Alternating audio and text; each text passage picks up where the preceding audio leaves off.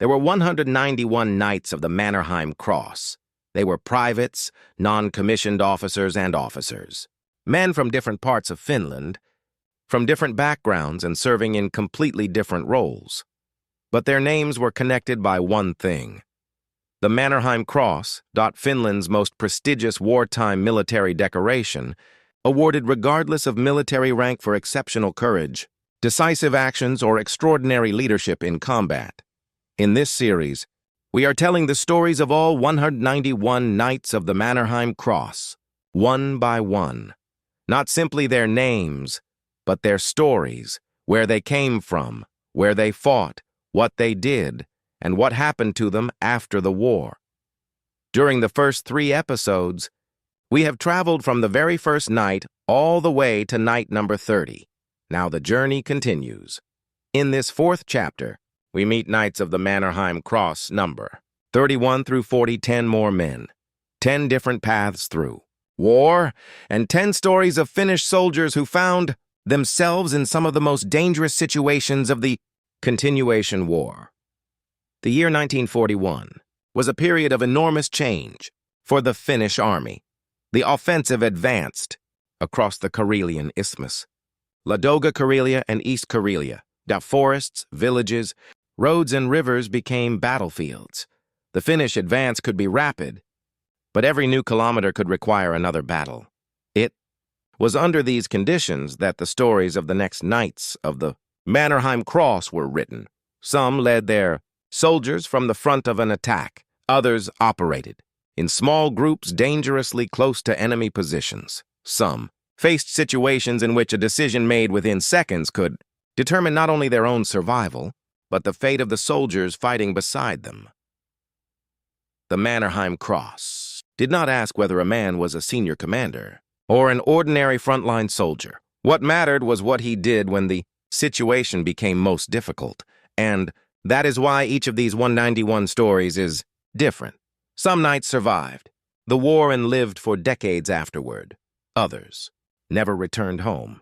For some, the Mannerheim Cross recognized achievements accumulated across a long military career. For others, it came during the final months of their lives. Now we open the next chapter of this story, numbers 31 through 40. 10 more Knights of the Mannerheim Cross. 10 more stories of courage, leadership, survival, and the cost of war. And we begin exactly where the previous episode ended. Knight of the Mannerheim Cross number 31, the story continues. Number 31, Soini Armas Mikkonen, Knight of the Mannerheim Cross number 31. Soini Armas Mikkonen's story is that of a frontline company commander whose leadership was described by 3 qualities: skill, composure, and courage. When he became a Knight of the Mannerheim Cross in October 1941, he was a lieutenant commanding the 6th Company of Infantry Regiment 12. He had spent the opening months of the Continuation War continuously leading his soldiers at the front, and his official citation contains one of the most remarkable sequences of combat actions we have encountered so far in this series. Attacks behind enemy lines, operations dozens of kilometers beyond Soviet defensive positions, repeated battles against numerically superior forces, and finally an attack in which a Finnish force of approximately 40 men defeated the NCO school of a Soviet division. But his story begins years earlier. Soini Armas Mikkonen was born in Kekisalmi on August 27, 1911. His parents were farmer Antti Mikkonen and Anna Pojolainen. Mikkonen attended school in Viipuri and graduated in 1937. Military life, however, had already become familiar to him much earlier. He completed his compulsory military service between 1928 and 1930. Afterward, Mikkonen spent several years serving as a military musician in the Finnish army. In 1936, he completed Reserve Officer Course number 34. The next step was cadet school. Mikkonen completed cadet course number 22 between 1938 and 1939. He was becoming a professional officer at precisely the moment when Europe was moving toward another major war. When the Winter War began on November 30th, 1939, Mikkonen served with Infantry Regiment 6. He operated first as an intelligence officer and later as a company commander. His Winter War battlefields included Pasuri, Salmenkaita, and Kaskiselka. Mikkonen therefore gained experience both in reconnaissance and in commanding infantry under actual combat conditions. On December 6, 1939, he was promoted to second lieutenant. The Winter War ended in March 1940. Mikkonen remained in military service. On November 29, 1940, he was promoted to lieutenant. When the Continuation War began in the summer of 1941, he received command of the 6th Company of Infantry Regiment 12. The next few months would lead directly to the Mannerheim Cross. Mikkonen's wartime route included Rukajärvi, Tiironvaara, Pistojärvi, Kapustnajajo, Kangasvaara, Kistinki, Louhi, Ruho, Äänesniemi, and the White Sea Canal. The terrain was difficult. Forests, swamps, long distances, and a limited road network made military movement exhausting. Battles could develop into small but extremely violent engagements in which the actions of a company commander directly influenced the outcome, according to Mikkonen's official citation. He continuously commanded a frontline company from the beginning of the war. He was not a commander observing events from a safe distance. His place was with his soldiers. During the summer of 1941, his company captured several villages from superior Soviet forces. Then, on July 29th, an operation took place that influenced a much larger battlefield situation. Mikkonen led a daring attack into the Soviet rear. The target was an enemy ammunition and food supply column. Such a column was essential to frontline troops. Without ammunition, they could not continue fighting. Without food, their combat effectiveness would rapidly deteriorate. Mikkonen's company attacked and destroyed the column. The effect was immediate. Soviet forces were forced to respond to the threat in their rear. According to the citation, Mikkonen's action decisively contributed to the enemy withdrawing strong formations from the area. This created new opportunities for the Finnish forces. Several villages were captured. A large area of territory came under Finnish control. But even more important was the position that had been gained. Finnish troops now occupied ground threatening the flank of the main Soviet forces. This helped the Finnish offensive continue. The actions of one company had influenced a much larger operation, but Mikkonen's most dangerous period was still ahead. During the second half of August 1941, his spearhead advanced deep behind enemy positions. Not merely a few kilometers, approximately 30 kilometers behind Soviet defensive lines. The situation was extremely dangerous. When a unit advances that far into enemy territory, its own communications become vulnerable. Supply becomes difficult. Reinforcements may not arrive quickly, and the enemy can appear from almost any direction. Mikkonen's force continued. Heavy fighting followed. They were not facing a small enemy patrol. According to the official citation, repeated attacks were made by the main effort of a Soviet infantry regiment.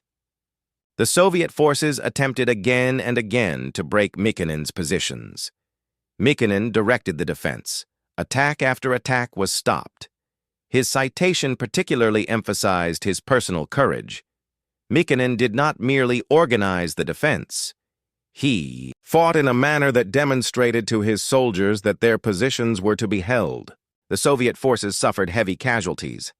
The Finns also captured considerable quantities of equipment. One extraordinary detail demonstrates the intensity of the fighting. After the decisive day, the commander of the opposing Soviet infantry regiment was found dead near Mikkonen's positions. It demonstrated how close the Soviet regimental leadership had come to the Finnish defenders and how intense the battle had become.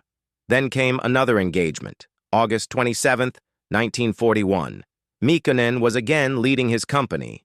This time, the enemy was the NCO school of a Soviet division. These were not simply random soldiers caught in an unexpected position. The men belonged to a trained formation and defended themselves stubbornly.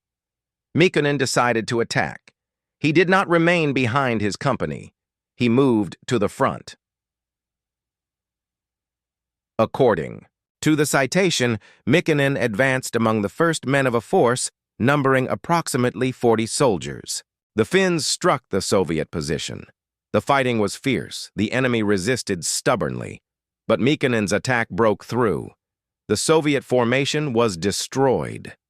According to the official citation, approximately 120 Soviet soldiers were left dead on the battlefield. The numbers illustrate the scale of the action. Approximately 40 Finnish soldiers were at the front of Mikkonen's assault. The opposing force suffered approximately 120 dead.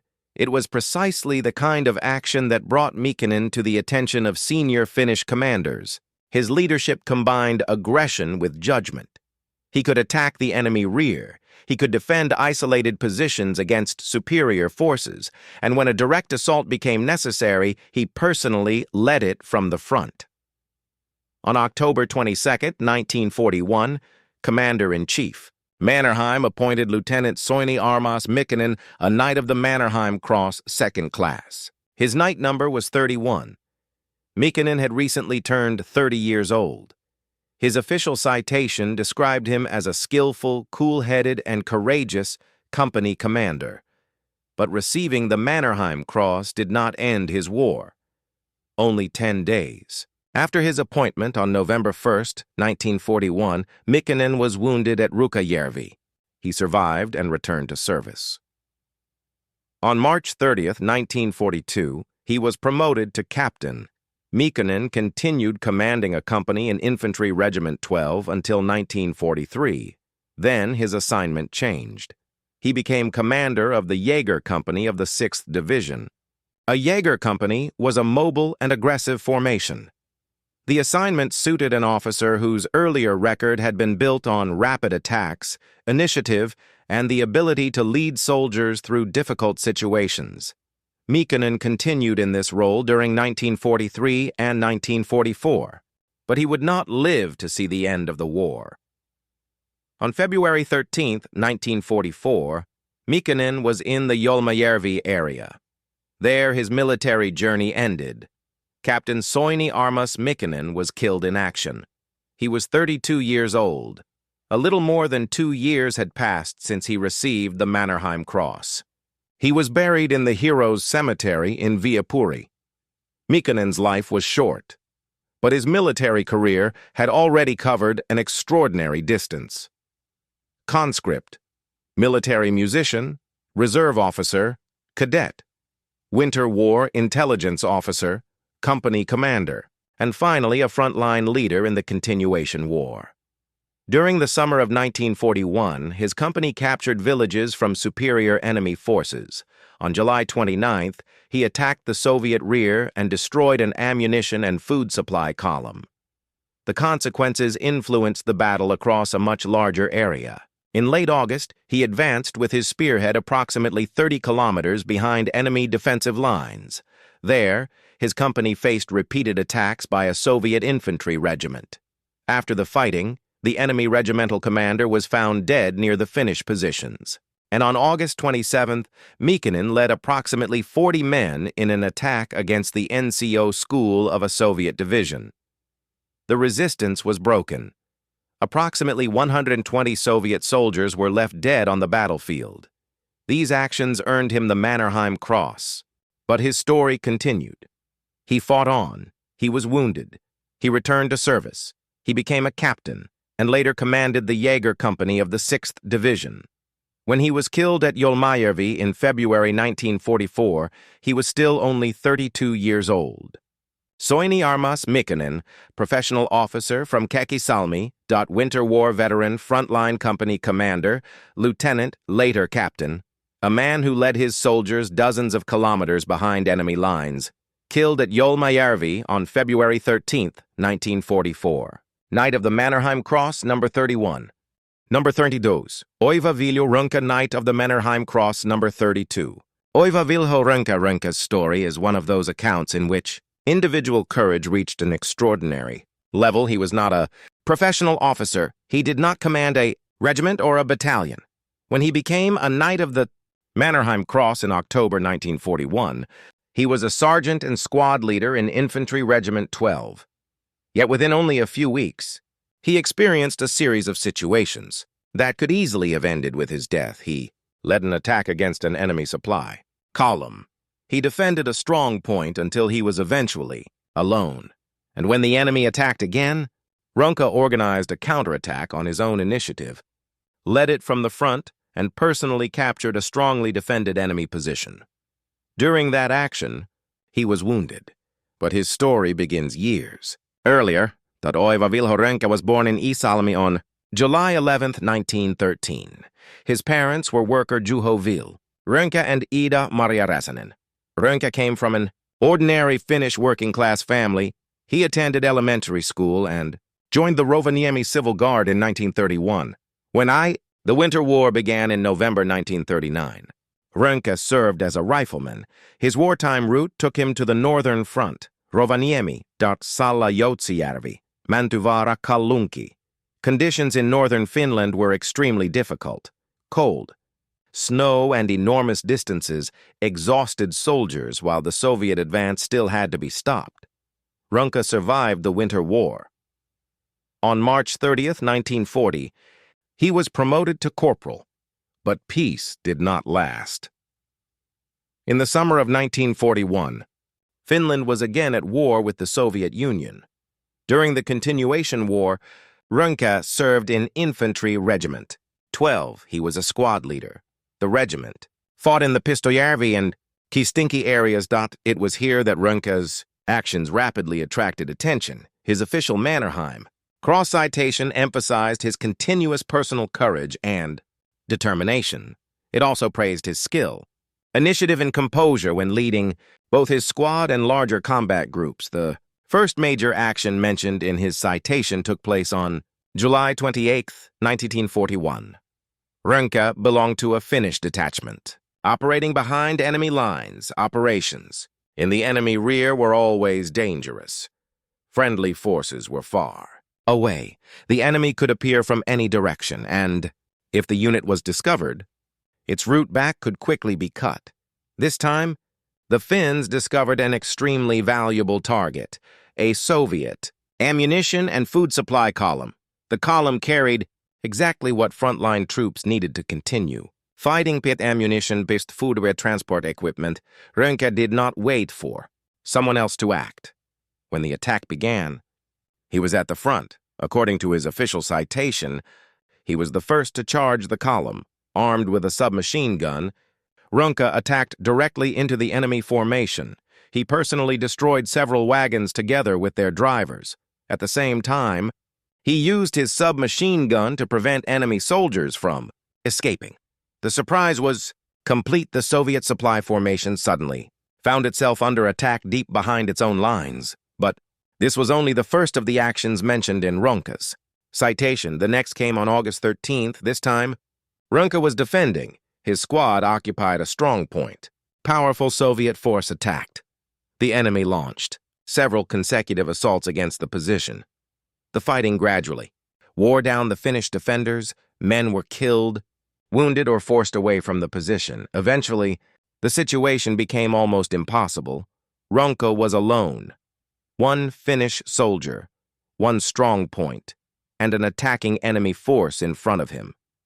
For many soldiers, this would have meant withdrawal. Runke remained. He had a submachine gun and hand grenades. The Soviet soldiers attacked again. Runke opened fire. When they approached, he used his submachine gun. When the distance became shorter, he used grenades. The assault continued, but the strong point did not fall. According to the official citation, Runke personally killed several dozen enemy soldiers, and he stopped the attack. That action alone would have made his combat record extraordinary. But only 3 days later, Runke was again in battle. On August 16th, the enemy renewed its attack. This time, the Soviet advance threatened the wider Finnish positions. A counterattack was needed. Runke did not wait for orders from higher command. On his own initiative, he organized a combat group. Its task was to attack and push the enemy back. When the counterattack began, Runke did not send his soldiers ahead of him. He attacked first. The Finnish combat group followed. The Soviet troops were forced backward, but Runke continued. During the advance, he encountered a strongly defended enemy position. Such a strong point could stop an entire attack. Runke captured it alone. During the fighting, however, he was wounded. His service record gives the date as August 17, 1941, at Kiestinki. The wound ended this phase of his frontline service, but his actions had already attracted the attention of senior commanders, and there was still more. The official citation also states that Runke repeatedly conducted reconnaissance missions behind enemy lines on his own initiative. He often went alone. Reconnaissance behind Soviet positions was one of the most dangerous missions an infantry soldier could perform. The objective was to discover enemy positions, movements, and strength without revealing your own presence. If discovered, a lone scout might have nobody nearby to help him. Runke repeatedly accepted that risk, and according to the citation, his missions produced valuable results. Together, these actions eventually led to the Mannerheim Cross. On October 22, 1941, Commander-in-Chief Mannerheim appointed Sergeant Oiva Vilho Runke a Knight of the Mannerheim Cross, second class. His knight number was 32. Runke was only 28 years old. His citation did not focus on one isolated act. It recognized a continuous pattern: courage, determination, initiative, and the ability to lead others when the situation was at its most dangerous. On July 28th, he had led the attack against an enemy supply column. On August 13th, he had remained alone in a strong point and stopped repeated enemy attacks. On August 16th, he organized a counterattack, led it personally, and captured a strongly defended enemy position. He also repeatedly conducted reconnaissance behind Soviet lines. Despite all of this, Runke's active war ended earlier than it did for many other knights. The wound he suffered at Kiestinki was serious. He did not return to the same kind of frontline service. On May 7, 1944, he was released from reserve manpower service. The war had permanently changed his life, but he had survived. After the war, Runke returned to civilian life. In 1947, he studied forestry at Färnebruck in Sweden. Beginning in 1948, he worked as a supervisor for Kemi Oy. He remained there until 1966. He also started a family. His post-war life was no longer defined by the forests of Kiestinki, a submachine gun, or Soviet attacks. He became one of the knights who returned from the war and built an ordinary civilian life. But his connection with the Knights of the Mannerheim Cross remained. In 1954, Runke became one of the signatories of the founding charter of the foundation of the Knights of the Mannerheim Cross. He was also involved with organizations for disabled, veterans, and war veterans in Kemi. His reserve military rank continued to rise. In 1963, he was promoted to senior sergeant. In 1968, he reached the rank of sergeant major. Oiva Vilho Runke died in Kemi on November 21st, 1983.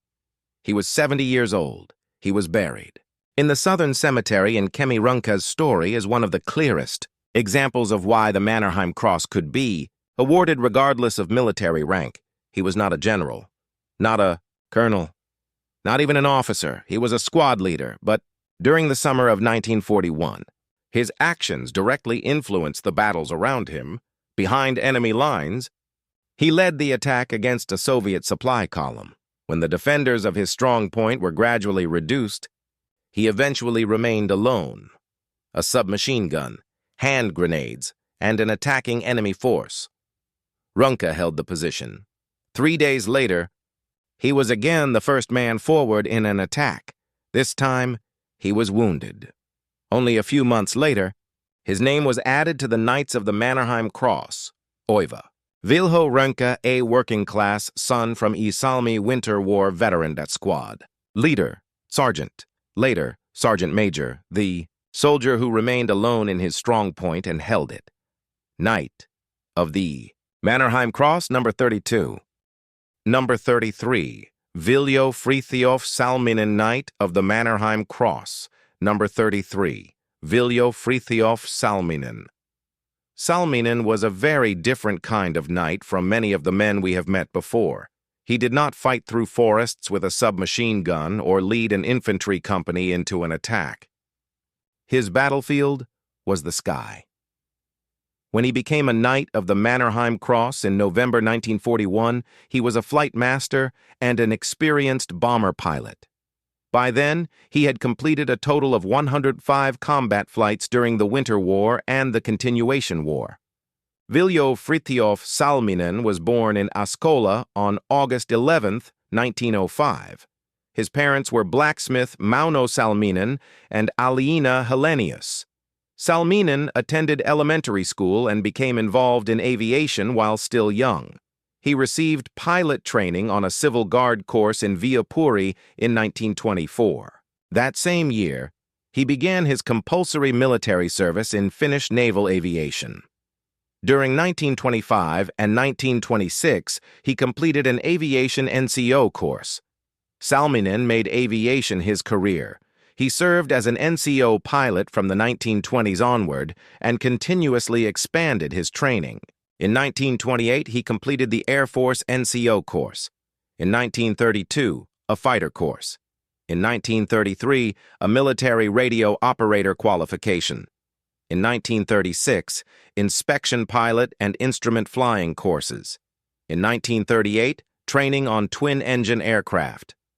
By the time the Second World War approached, Salminen had become one of the experienced professional pilots of the Finnish Air Force. His military rank also rose steadily. Corporal in 1925, Lance Corporal later that year, Sergeant by the end of 1925, Staff Sergeant in 1927, and Flight Master on May 16, 1931. When the Winter War began on November 30, 1939, Salminen served in Flying Squadron 44. He flew bombers. His Winter War missions took him from the Suomussalmi region to Ladoga, Karelia, and the Karelian Isthmus. Bomber crews faced extreme danger. Their aircraft often flew deep into enemy territory. They faced anti-aircraft guns and Soviet fighters. If a bomber was damaged far from its home airfield, the crew still had to find a way back to Finland. Salminen survived the Winter War and remained in Air Force service. In the summer of 1941, war with the Soviet Union began again. Salminen returned to combat flying with Squadron 44. Only days after the beginning of the war came the first mission mentioned in the official citation for his Mannerheim Cross. On June 30, 1941, Salminen was carrying out a long railway reconnaissance mission. During the flight, he discovered a Soviet military transport train. Salminen decided to attack. A bomber was not a fighter aircraft, but Salminen brought his aircraft toward the train and fired at it with the pilot's machine gun. The train was defended. Soviet anti-aircraft weapons opened fire. A hit punctured one of the aircraft's fuel tanks. The situation became extremely dangerous. The bomber was far from its own airfield. Its fuel system was damaged. Salminen had to make a long and exhausting return flight using only one engine. He succeeded in bringing the aircraft and its crew home. Only 4 days later, he was flying another combat mission. On July 4, 1941, Salminen participated in a bombing attack against an enemy railway yard. The targets included trains and fuel stores. Accurate bombing depended heavily on the pilot placing the aircraft on the correct approach. According to the official citation, Salminen's skillful flying allowed the aircraft to score several direct hits on trains and fuel storage areas. The fuel stores caught fire and were destroyed. Another dangerous mission followed on July 12th. Salminen was conducting railway and road reconnaissance. During the mission, an enemy fighter attacked his bomber. Compared with a fighter, the bomber was large and slow. Salminen nevertheless managed to break away through skillful maneuvering. Many pilots might have returned home at that point. Salminen continued the reconnaissance mission.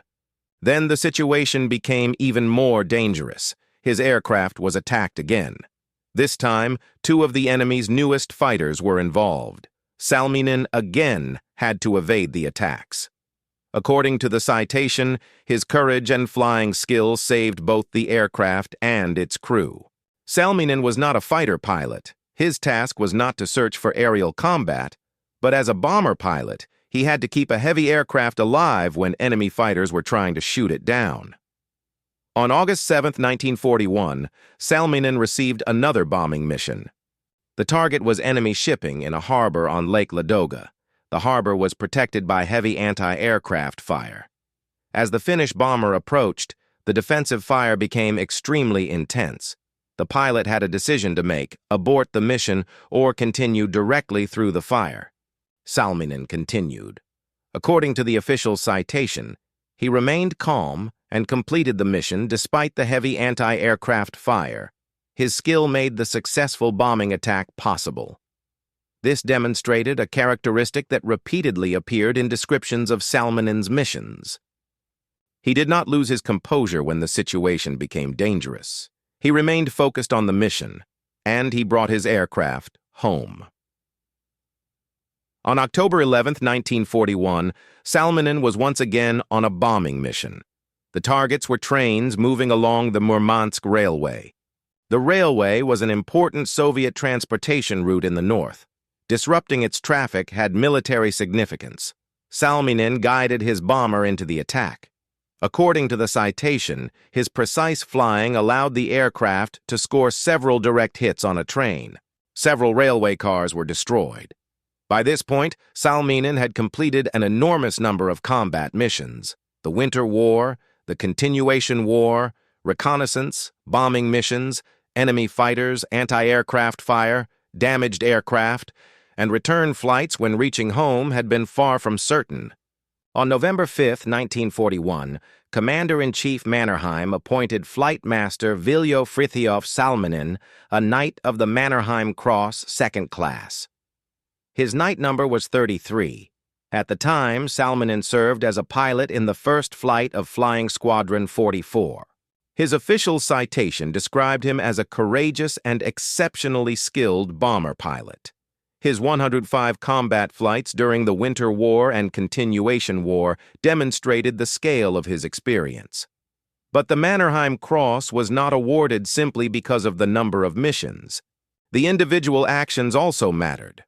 On June 30th, he attacked a military transport train and brought a damaged bomber home on one engine.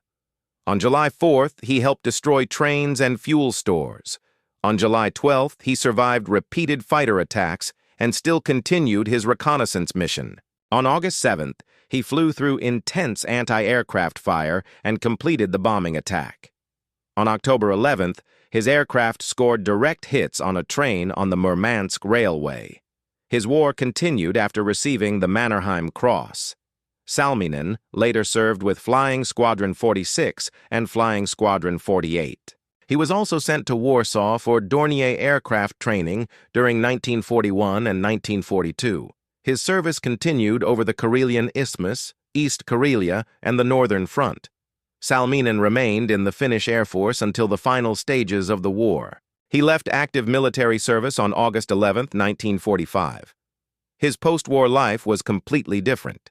Salminen worked for Asko Oy in Lahti as a purchasing employee and driver from 1945 until 1969. Aviation, however, did not disappear entirely from his life. From 1952 until 1954, he also worked as a commercial pilot. Salminen later participated actively in veteran organizations. In 1954, he was one of the signatories of the founding charter of the Foundation of the Knights of the Mannerheim Cross. Viljo Fritiof Salminen died in Lahti on October 8, 1991. He was 86 years old. He was buried at Leivon Cemetery in Lahti. Salminen lived a long life, but his name became part of Finnish military history above all because of his wartime flying. A bomber attacking a military transport train, anti-aircraft fire punctures a fuel tank. A long return flight on one engine. Only days later, another bombing mission. Then enemy fighters, one attack, then two more fighters. Salminen saves the bomber and continues the reconnaissance mission. Over Lake Ladoga, he flies through anti-aircraft fire. On the Murmansk Railway, his bombs strike a train. and before becoming a knight, he had already completed 105 combat flights. Viljo Fritjof Salminen, professional Finnish Air Force pilot, winter war bomber pilot. Continuation, war, reconnaissance, and bomber pilot. Flight master, a man whose battlefield was the sky. Knight of the Mannerheim Cross, number 33. Number 34. Paavo Armas Korpi, Knight of the Mannerheim Cross, number 34. Paavo Armas Korpi's story is one of the shortest and most violent in this series. When he became a Knight of the Mannerheim Cross in November 1941, he was only 21 years old, a lance corporal serving as a combat messenger NCO in Jaeger Battalion 2. His official citation describes an extraordinary sequence of actions: capturing an enemy anti-aircraft machine gun, close combat against dozens of enemy soldiers, 40 prisoners captured with only a few Finnish soldiers, the capture of a Soviet armored car, and finally driving that armored car through enemy forces all the way toward the Svir River. Paavo Armas Korpi was born in Sievi on November 18, 1919. His parents were farmers Taija Vedi Korpi and Kustava Kinula. Korpi attended elementary school and worked as a farmer on his family's farm in Sievi. He was not a professional soldier. His background was that of an ordinary young Finnish man from the countryside. War changed everything. Korpi completed military service during 1940 and 1941 in bicycle and Jaeger formations. He was promoted to corporal on June 17, 1940, and to lance corporal on August 28 of the same year. When the Continuation War began in the summer of 1941, Korpi served with Jaeger Battalion 2 of the 1st Jaeger Brigade. His official duty was Combat Messenger NCO. A combat messenger carried orders and information across the battlefield. The task required movement through areas where the exact location of enemy positions was not always known. But in Korpi's case, the title of messenger tells only a small part of the story. His official Mannerheim Cross citation states that throughout the fighting he repeatedly demonstrated extraordinary fearlessness and skill. The first action mentioned took place on July 14, 1941. An enemy weapon was seriously disrupting his company's attack. It was a 4-barreled anti-aircraft machine gun. Such weapons could also be used against ground targets and possessed tremendous firepower. Korpi decided to act. Armed with his submachine gun, he penetrated directly into the enemy position. The attack was extremely dangerous because he had to move very close to the Soviet defenders. Korpi succeeded in capturing the 4-barreled anti-aircraft machine gun. His action removed one of the weapons that had been seriously interfering with his company's advance. Only 5 days later, Korpi was again involved in heavy fighting. On July 19, 1941, he fought in the Kotaselka area. According to his citation, Korpi killed dozens of enemy soldiers with his submachine gun. He was again fighting at extremely close range. The Suomi submachine gun was highly effective in close combat, but using it this way required the soldier to move dangerously near the enemy. Korpi repeatedly demonstrated a willingness to do exactly that. The Finnish offensive continued. His wartime route included Muanto, Leppäsyrjä, Käsnäselkä, Tulemajärvi, Kohtaselkä, Suurmäki, Tuulos, and Aunus before reaching the Svir region. Finnish forces were advancing rapidly, but Soviet resistance remained strong. In September, 2 actions took place that became particularly important in Korpi's official citation. On September 6, 1941, his platoon commander was killed. The loss of the commander could have disrupted the entire platoon at a critical moment.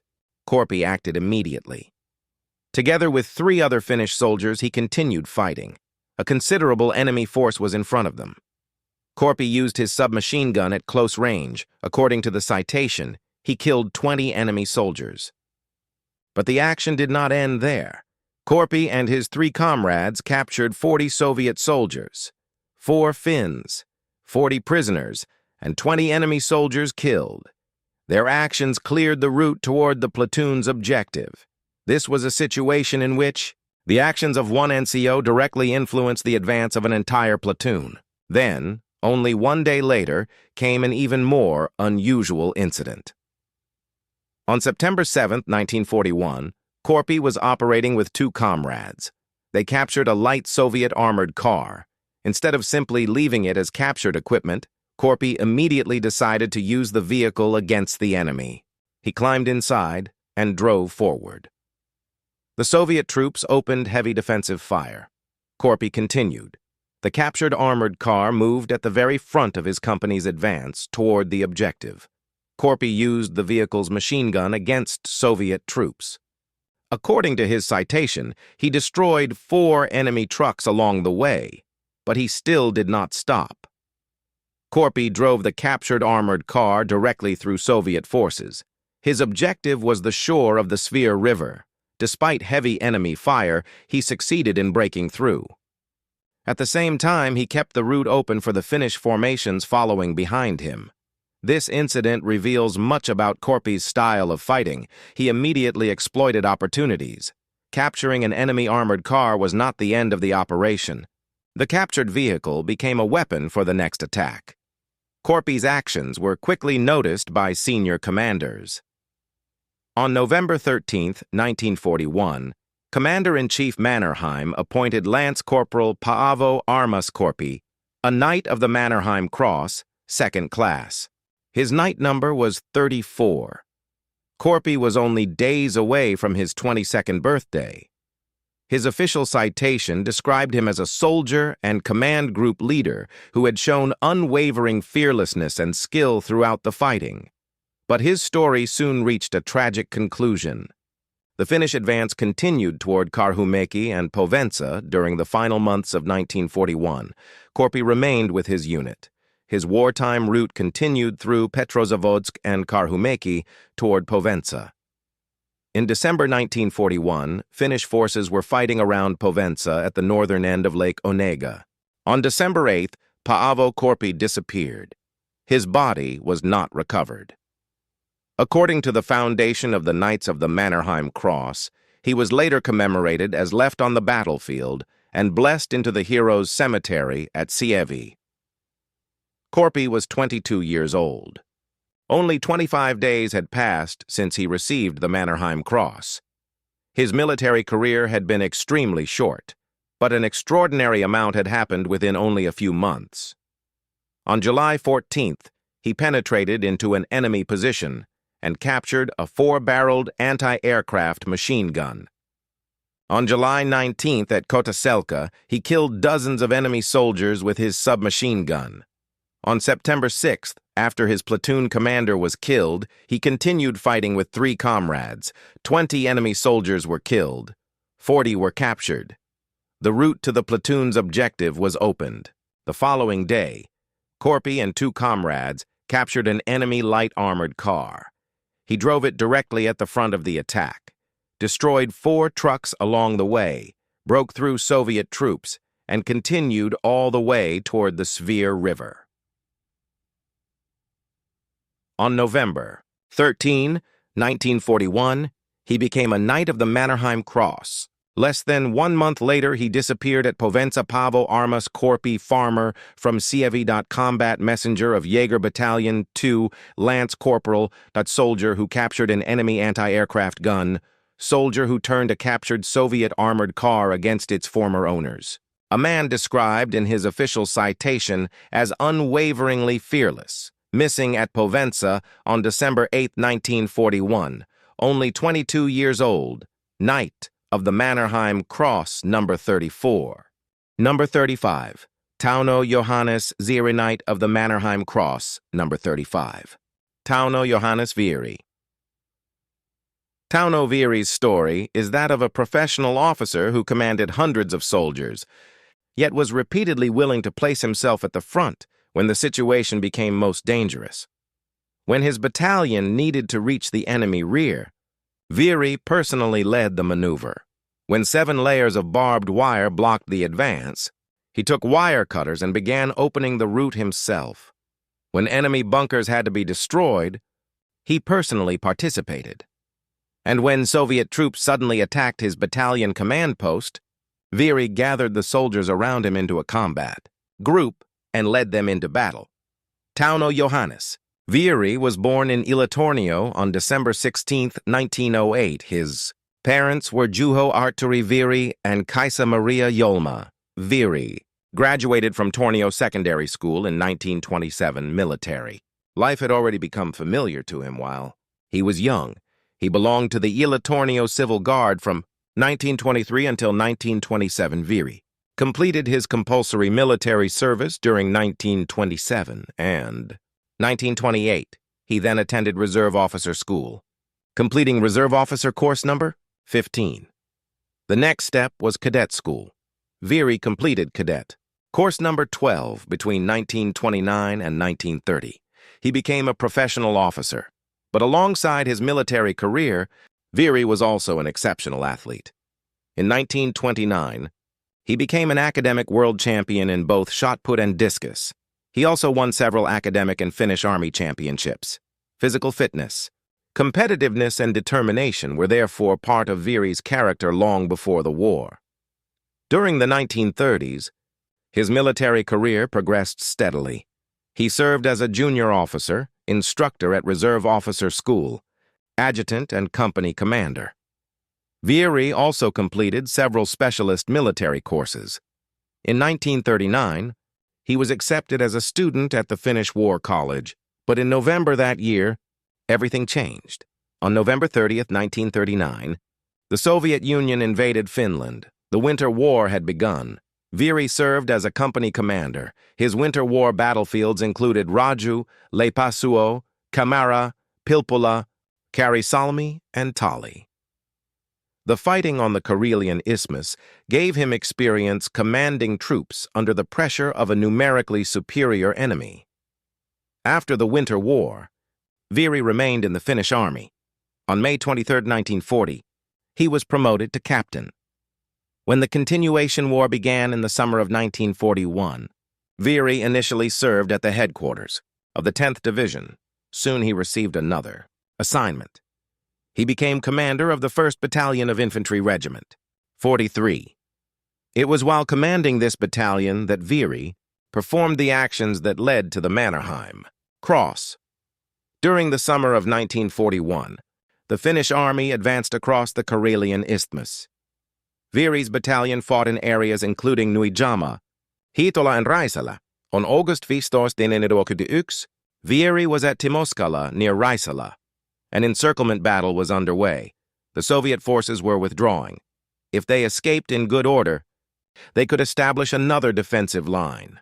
Vieri decided to cut their route of retreat. At the front of his battalion, he led a surprise maneuver into the Soviet rear. The maneuver succeeded. The Finns reached the enemy's rear. The retreat route was cut, but Vieri's battalion was now itself in a dangerous position. The Soviet forces quickly recognized what had happened. They launched repeated attacks in an attempt to reopen their escape route. Vieri's soldiers had to hold the battalion, maintained its positions. Attack after attack was resisted. Vieri held the captured ground until the main forces of his regiment arrived. The consequences were severe for the enemy. The Soviet formation broke apart, and a large amount of the enemy regiment's equipment and transport was captured by the Finns. But one of Vieri's most remarkable actions came later at Kirjasalo. On September 4, 1941, his battalion faced a strongly fortified enemy position. In front of it were 7 separate layers of barbed wire. 7 obstacles. The area was also mined. Such defenses were designed to stop attacking infantry and leave the soldiers exposed to enemy fire. Vieri's battalion had to get through. He did not remain at his command post. He went forward himself. Captain Vieri took a pair of wire cutters. Then he personally began opening a route for his battalion. One barrier, then another, until a route had been cut through all 7 layers of barbed wire. Around him was a mined area, with the enemy waiting beyond the defenses. Once the route was opened, the assault continued. Vieri still did not return to the rear. He personally participated in the destruction of 2 enemy bunkers. The battalion commander was once again directly where the fighting was most dangerous. During the following night, Veery's battalion had to continue fighting under extremely difficult conditions and largely on its own. Despite this, it captured the important eastern section of Kirjasalo. Only 12 days later, Veery faced an entirely different crisis. On September 16, 1941, an enemy detachment suddenly attacked directly toward his battalion command post. The situation was serious. The command post was the center of the entire battalion's leadership. If the enemy destroyed it, communications with the companies could be severed and control of the battalion seriously disrupted. The attack developed rapidly. Veery gathered soldiers from the headquarters company into a combat detachment. Then, he personally led them. The Soviet force was equipped with automatic weapons, mortars, and hand grenades. The fighting became intense. But Veery remained composed. His official Mannerheim Cross citation described his actions as courageous and cool-headed. The battle ended decisively. The enemy detachment that had attacked the command post was destroyed. Only 3 days later, Veery's battalion was attacking again. On September 19, 1941, came the Battle of Humalainen. Veery once again used the same principle that had succeeded at Raisala encirclement.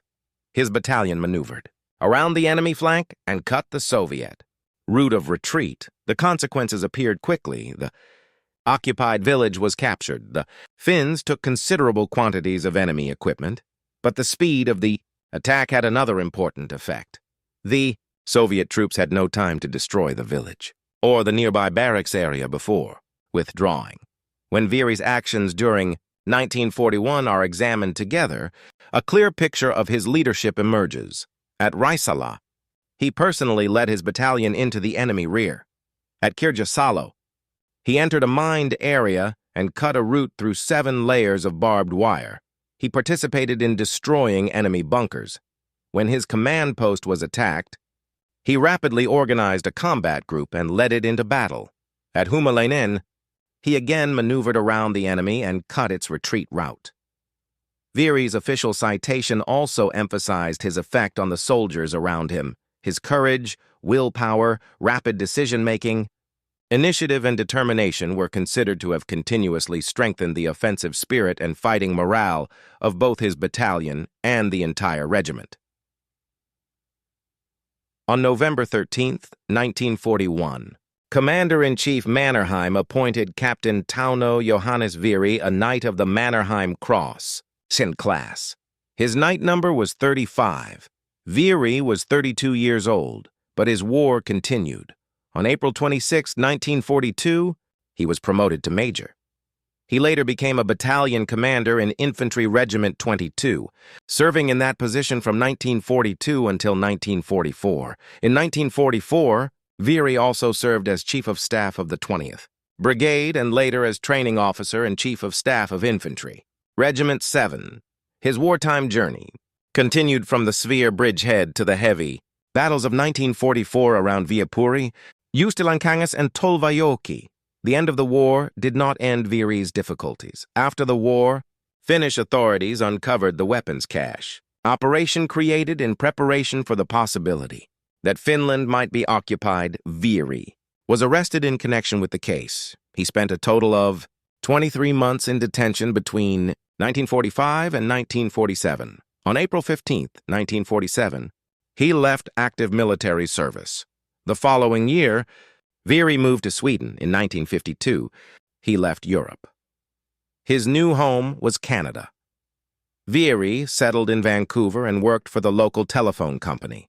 The Finnish professional officer, athlete and veteran of 2 wars, built an entirely new life on the other side of the world. Tauno Johannes Veery died in Vancouver on October 22, 2002. He was 93 years old. He was buried back in Finland at Kaupinmäki Cemetery in Ylitornio.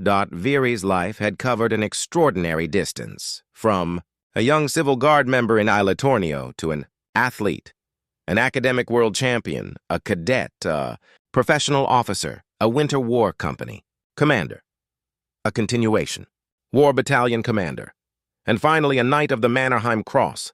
At Raisala, he maneuvered into the Soviet rear. At Kirjasalo, He personally cut a route through 7 layers of barbed wire. When the enemy attacked his command post, he gathered the soldiers around him and led the battle. At Humalainen, he again cut the enemy's route of retreat. Tauno Johannes Vieri, athlete, professional officer, battalion commander, captain, the later major. A man whose leadership was based not only on orders, but on personal example, Knight of the Mannerheim Cross, number 35. Number 36, Ara Alfred Voutilainen, Knight of the Mannerheim Cross, number 36. Ara Alfred Voutilainen. Voutilainen's story is that of a young squad leader who repeatedly volunteered for missions that many others would have preferred to avoid. He led reconnaissance patrols deep behind enemy lines. He charged first across a bridge under intense Soviet fire. After being wounded, he continued commanding his squad. And only weeks after receiving the Mannerheim Cross, his actions during a freezing disaster at Povenza were considered so extraordinary that he was proposed for the even higher first class of the Mannerheim Cross. Ara Alfred Voutilainen was born in Leppävirta on September 27, 1919. His parents were Aino Voutilainen and Ani Tits. Voutilainen attended elementary school. From 1938 until 1941, he belonged to the Siilinjärvi Civil Guard. He was not a professional officer. He was an ordinary young Finnish conscript, but men like Voutilainen formed the core of Finland's frontline forces. He began his military service in 1940. Voutilainen was promoted to corporal on March 8, 1940, and to lance corporal on October 15th of the same year. When the Continuation War began in the summer of 1941, he served with Jaeger Battalion 2. Voutilainen was a squad leader. Jaeger formations required mobility, speed, and the ability to operate independently. His wartime route took him through Tulos, Aunus, Enämäjoki, Uutujärvi, and the Svir region as Finnish forces advanced deeper into East Karelia. During the opening months of the war, his actions quickly attracted attention. His official Mannerheim Cross citation first emphasizes his reconnaissance work. Over a period of 3 days, Voutilainen voluntarily led reconnaissance patrols during the fighting in East Karelia. Reconnaissance was dangerous work. A small patrol had to approach enemy positions or penetrate behind them. Its mission was to determine Soviet locations, movements, strength, and defenses. At the same time, the patrol had to avoid detection, if discovered. Deep in enemy territory, help might be impossible to reach. Voutilainen volunteered for these missions, and he returned with valuable information. But one of his most important actions took place at Enämäjoki on September 6, 1941. The Finnish advance had reached a river.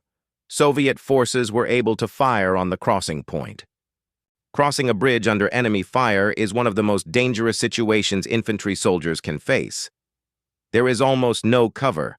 The direction of movement is obvious, and the first soldiers onto the bridge are completely exposed. Someone still has to go first. That man was Ara Voutilainen.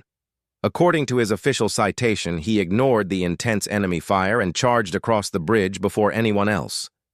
He did not simply reach the opposite bank and wait. Voutilainen led his squad into a strong bridgehead position.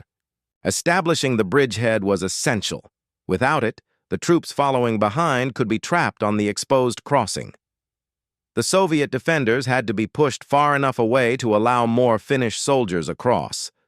Voutilainen attacked. Armed. With a submachine gun, he fought the Soviet troops around the bridgehead. According to his citation, he killed dozens of enemy soldiers. His squad secured the position. This made the crossing considerably easier for the Finnish forces following behind. The actions of one young squad leader had therefore influenced the movement of a much larger formation. But the fighting was not over. On the following day, September 7th, Voutilainen was wounded at Enämäjoki. For many soldiers, being wounded would have ended their participation in the battle. Voutilainen continued. According to his citation, despite his wound, he remained in command of his squad. This detail helps explain why his actions attracted the attention of his superiors. His record was not based on one brief moment of courage. Voutilainen repeatedly continued his mission when the situation became extremely dangerous. Later, he returned to reconnaissance operations. According to his citation, Voutilainen volunteered as a patrol leader on 4 separate occasions and penetrated deep into the Soviet rear and important enemy centers. Every one of these missions involved serious risk. Behind enemy lines, a small patrol could encounter guards, supply units, transport columns, or entire military formations. Returning to Finnish lines was never guaranteed. Voutilainen returned, and he brought information that, according to his citation, greatly assisted the advance of his company. This demonstrated another side of his military ability. At Enemajoki, he had been an aggressive frontline soldier charging first across a bridge. Reconnaissance required different qualities: silence, patience, judgment, navigation, and the ability to operate independently far from friendly troops. Voutilainen could do both. On November 19, 1941, Commander-in-Chief Mannerheim appointed Lance Corporal Are Alfred Voutilainen a Knight of the Mannerheim Cross, 2nd class. His knight number was 36. Voutilainen was only 22 years old, but perhaps the most extraordinary episode in his story occurred after he had already received the cross. In December 1941, Finnish forces had advanced to Povenza at the northern end of Lake Onega. The Stalin Canal, today known as the White Sea-Baltic Canal, ran through the area. On December 8th, disaster struck. A massive release of water from the canal flooded the battlefield. It was winter. The temperature was approximately 30 degrees below zero. Finnish soldiers became trapped by the freezing floodwater. The situation was deadly. In icy water and extreme cold, survival time could be very short. Voutilainen took part in rescuing his comrades. His actions were considered so significant that, on December 26, 1941, he was proposed for appointment as a Knight of the Mannerheim Cross, 1st class. This would have been an exceptionally rare distinction. The proposal was submitted again on January 14, 1942. It was not approved. Voutilainen, therefore, remained Knight number 36 of the 2nd class. But the fact that a 22-year-old Lance Corporal was even proposed for the 1st class demonstrates how highly his actions at Povenza were regarded. The war continued. On January 12, 1942, Voutilainen was promoted to sergeant. His responsibilities gradually increased. He served as deputy platoon leader, and company sergeant major. From 1943 onward, he also belonged to the permanent military personnel of his unit. Voutilainen continued fighting in East Karelia. His wartime route included Petrozavodsk, Karhumäki, Povenza, Suurniemi, and Polveselka. On January 7, 1942, he was wounded again at Suurniemi. Even this did not end his war. In the summer of 1944, the Soviet Union launched its massive offensive on the Karelian Isthmus. Finnish forces were forced into desperate defensive battles. Voutilainen fought at Kuuterselkä. On June 15, 1944, he was wounded for the 3rd time. Yet his military journey continued even after that. Following the armistice with the Soviet Union, Finland was required to drive its former German allies out of northern Finland. The Lapland War began. Voutilainen served there as well. His route continued through Rovaniemi, Sodankylä, Vuotso, Lainila, Kaunispää, Ivalo, and Inari. The young squad leader who had begun the continuation war in 1941 had therefore eventually fought through almost the entire Finnish wartime journey, from East Karelia to the Karelian Isthmus, and finally into the Arctic landscapes of Lapland. On August 29, 1944, Voutilainen was promoted to senior sergeant. He was released from wartime service on December 1, 1944. After the war, Voutilainen returned to Leppävirta. During 1945, he still served with Jaeger Battalion 2 as a training NCO and as an arms and ammunition NCO. On October 31, 1945, he left military service at his own request. Then a new life began. Voutilainen became a farmer. He worked on his own farm in Leppävirta from 1945 until 1978. But he also became active in the life of his community. He served on the Leppävirta Municipal Council for more than 20 years, from 1958 until 1980. He participated in agricultural organizations, cooperative institutions, reservist associations, and veterans organizations. His connection with the Knights of the Mannerheim Cross also remained.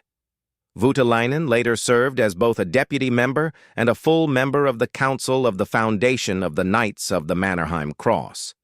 His reserve military rank eventually rose once more. On December 6, 1968, Ara Voutilainen was promoted to Sergeant Major.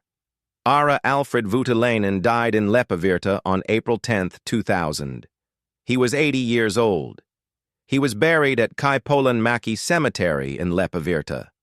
There is something remarkable about the contrast within Voutilainen's story. At the beginning of the war, he was a young lance corporal, not a professional officer, not a battalion commander, just a 21-year-old squad leader, yet he volunteered for reconnaissance missions behind enemy lines. At Enämäjoki, he charged first across a bridge under intense Soviet fire. He established a bridgehead with his squad and helped the Finnish forces cross. The following day, he was wounded and continued commanding his men. Later, he volunteered on 4 separate occasions to lead patrols deep into the enemy rear. In November, he received the Mannerheim Cross.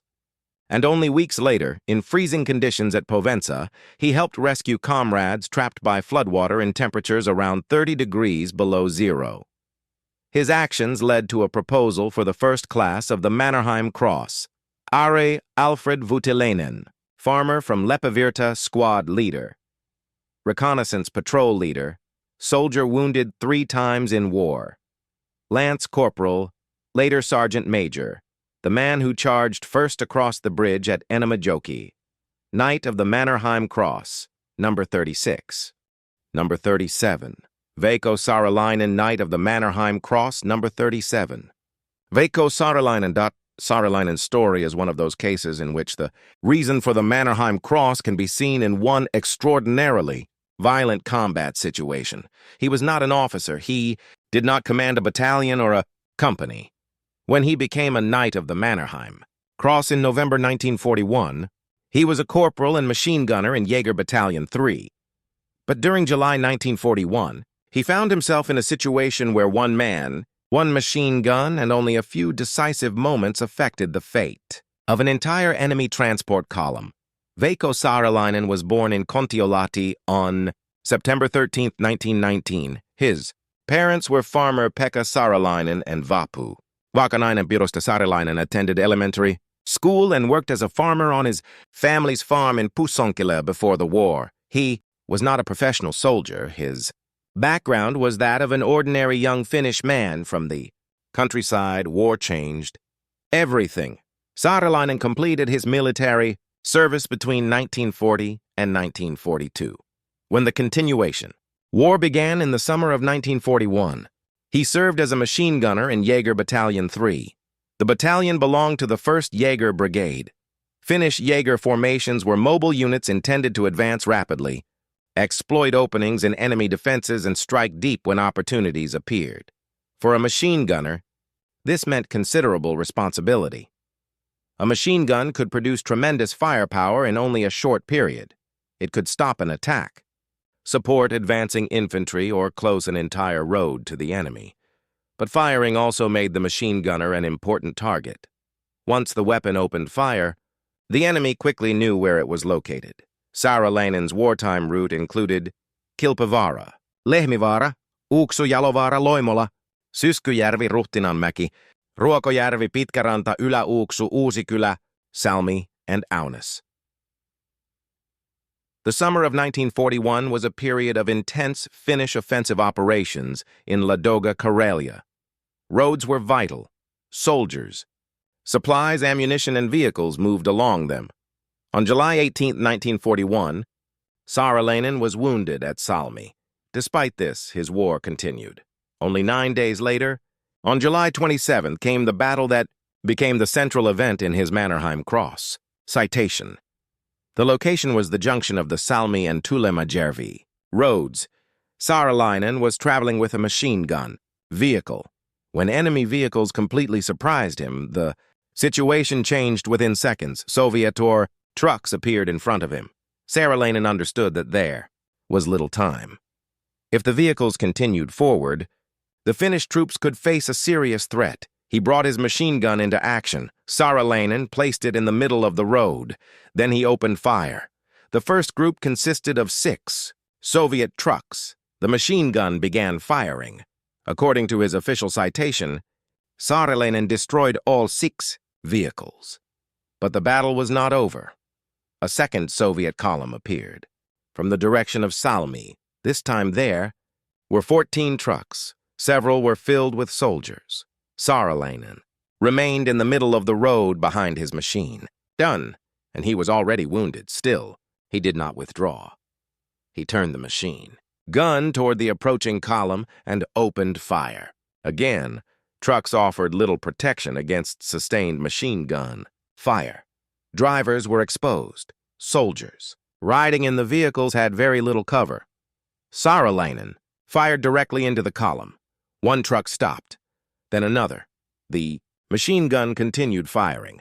According to his official citation, Saarelainen destroyed all 14 trucks. A significant number of the Soviet soldiers traveling in them were also killed. Combined with the first 6 vehicles, he had destroyed 20 enemy trucks, and he had done so while wounded. Situation was still dangerous. Destroyed. Vehicles blocked the road. Enemy soldiers were nearby. Saarelainen had to get out.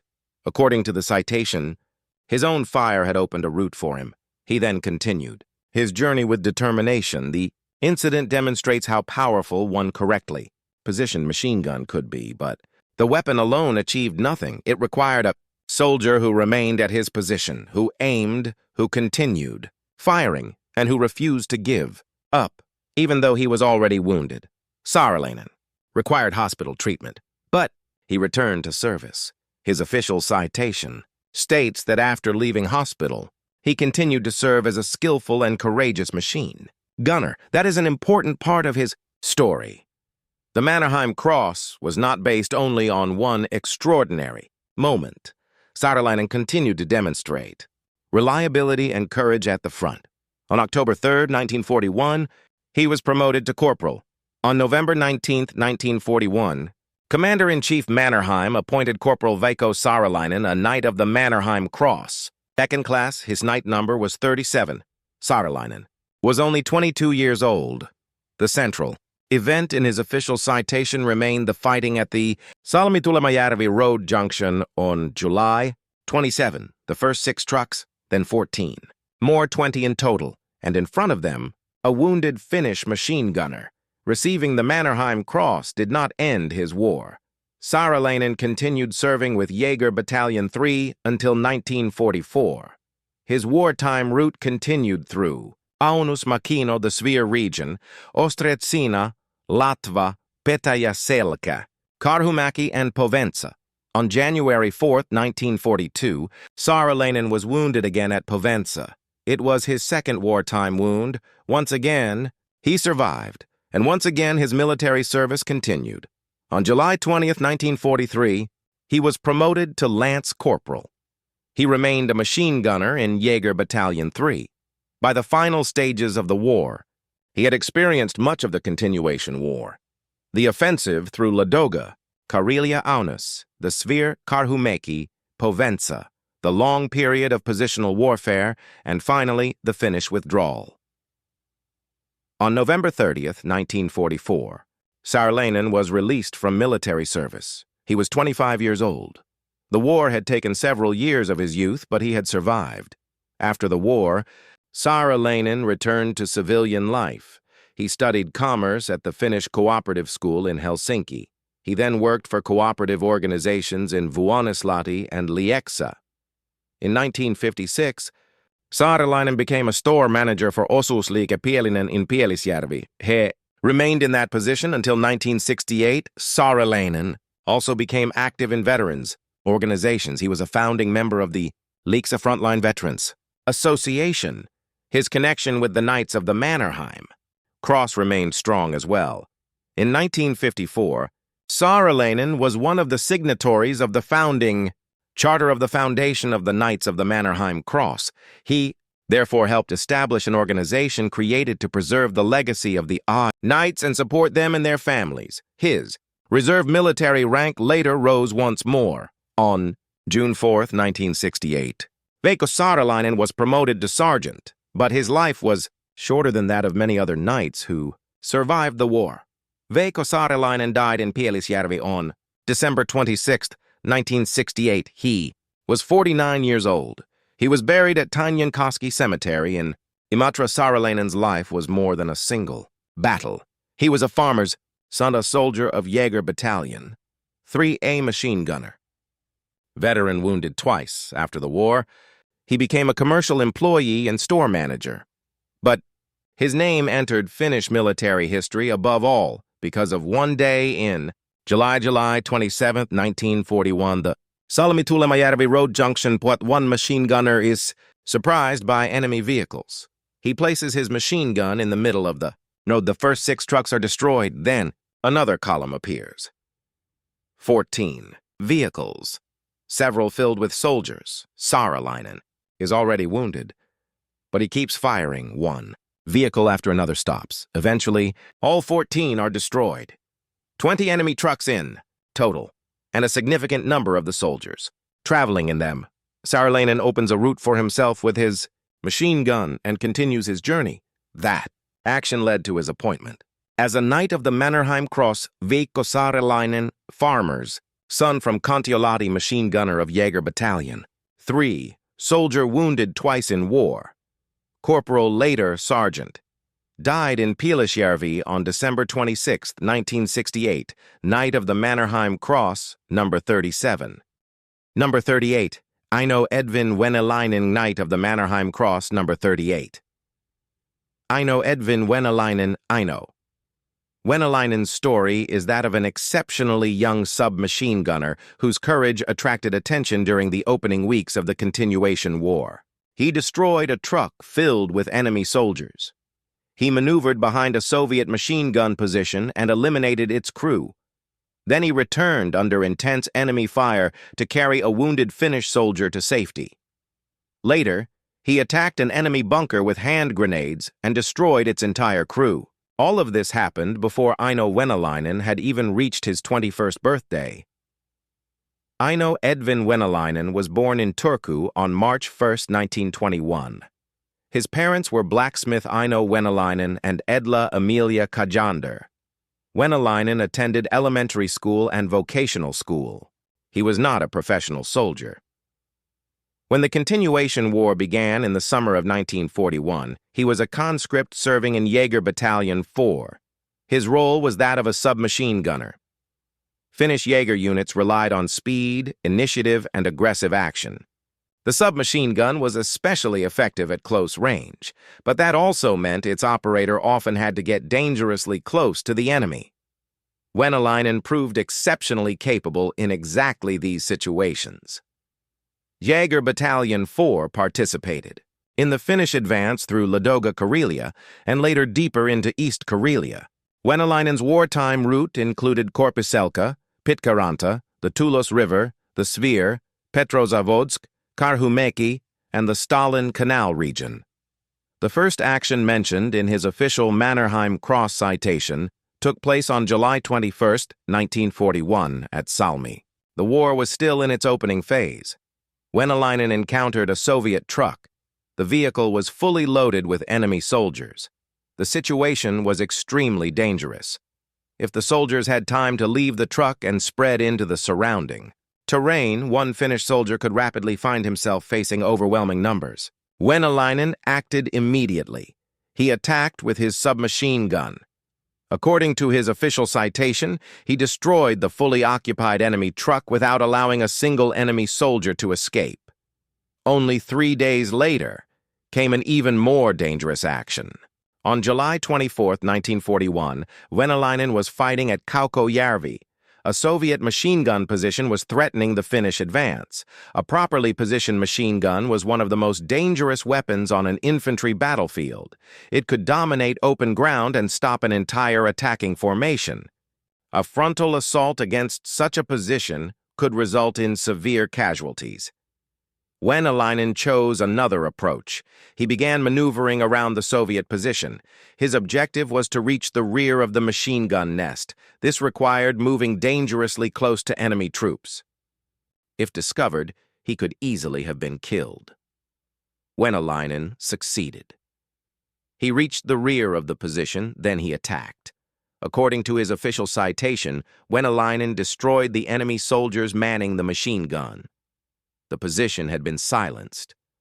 But his actions did not end there. A wounded Finnish soldier remained on the battlefield. The man was lying directly in front of the enemy positions. Reaching him meant returning to an area exposed to Soviet fire. Venäläinen went anyway. He moved back under intense enemy fire, reached his wounded comrade, and began carrying him away. According to the official citation, Venäläinen carried the wounded soldier from directly in front of the enemy positions back to the Finnish side despite intense fire.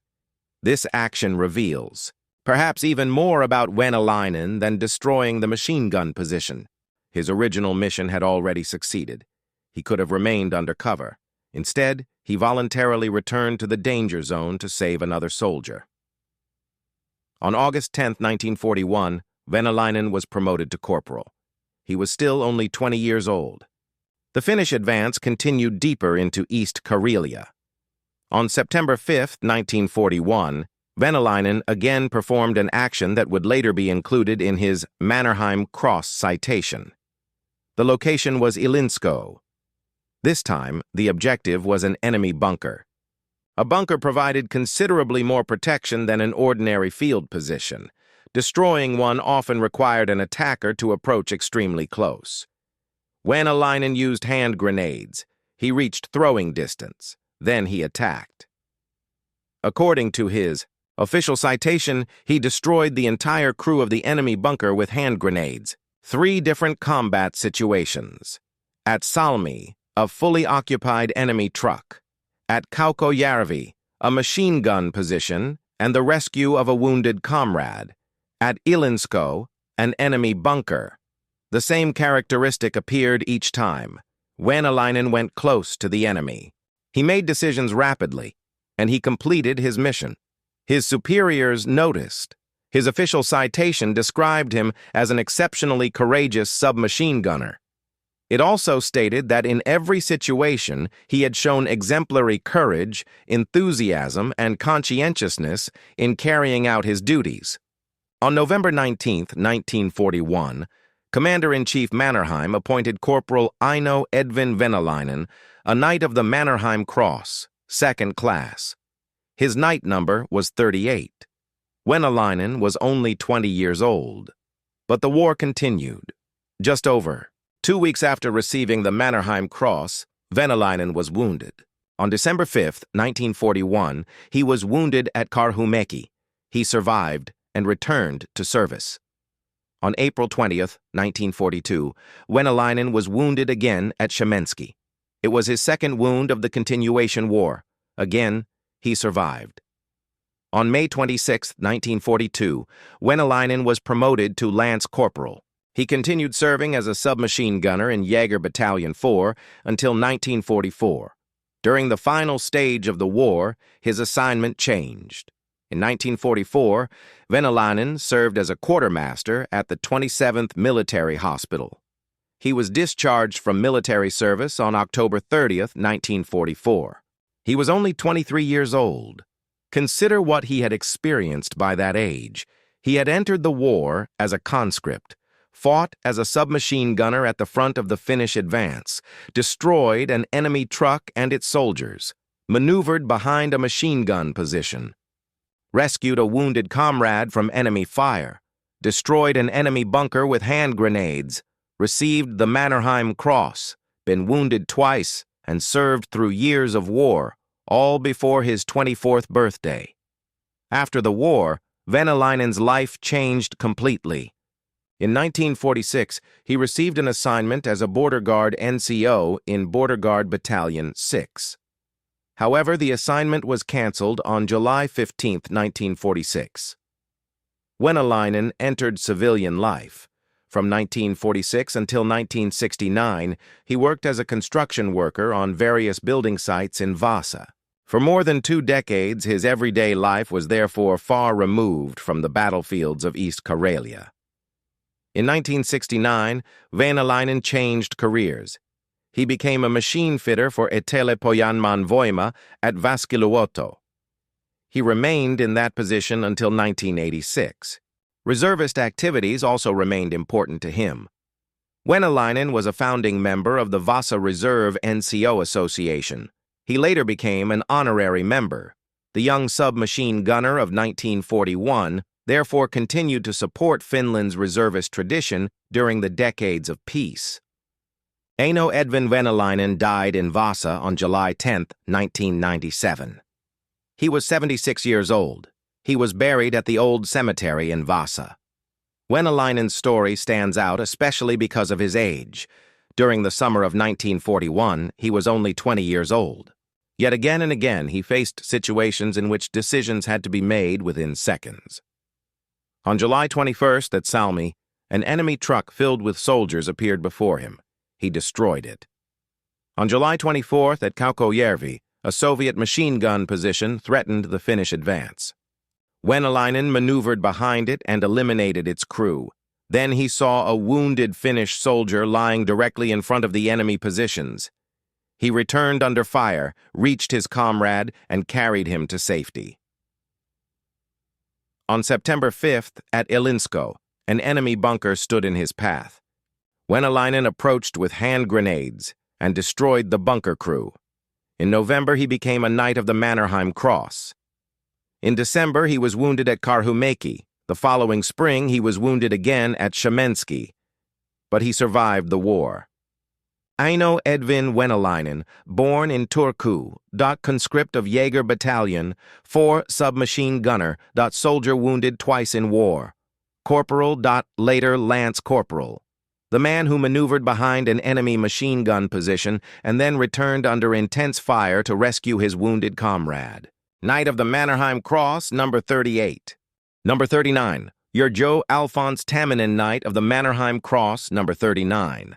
Yrjö Alphonse Tamminen's story is that of a young anti-tank gun commander who deliberately brought his weapon dangerously close to enemy artillery positions. His job was not limited to waiting for Soviet tanks. During September 1941, Tamminen used his anti-tank gun directly against enemy artillery, an anti-aircraft machine gun, and infantry. In one battle, he moved his gun to a position only approximately 150 meters from Soviet artillery. Several enemy guns and a 4-barreled anti-aircraft machine gun were facing him. The enemy opened intense fire. Tamminen remained in position, and the fire of his gun eventually forced the Soviet crews to abandon their weapons. Yrjö Alphonse Tamminen was born in Kalvola on April 26, 1921. His parents were railway employee, Alphonse Tamminen and Olga Elizabeth Björklund. Tamminen attended elementary school. Before his military service, he worked as a gardener and glass worker at A. Ahlström Oy's Itala glass factory from 1939 until 1940. He was also a member of the Kalvola Civil Guard. His military career began while he was still very young. Tamminen served in Infantry Training Center 2 during 1940-1942, and later completed infantry NCO training in 1942. He was promoted to corporal on September 24, 1940. After the Continuation War began, he was promoted to Lance Corporal on July 3, 1941. It was at this rank that he performed the actions that later earned him the Mannerheim Cross. During the Continuation War, Tamminen served as an anti-tank gun commander in the 1st Jaeger Brigade from 1941 until 1942. The position required considerable responsibility. The gun crew had to be brought into the correct firing position. Targets had to be identified rapidly. Fire had to be accurate, and because anti-tank guns commonly operated with direct fire, their crews could find themselves dangerously close to enemy positions. That was exactly what happened to Tamminen in September 1941.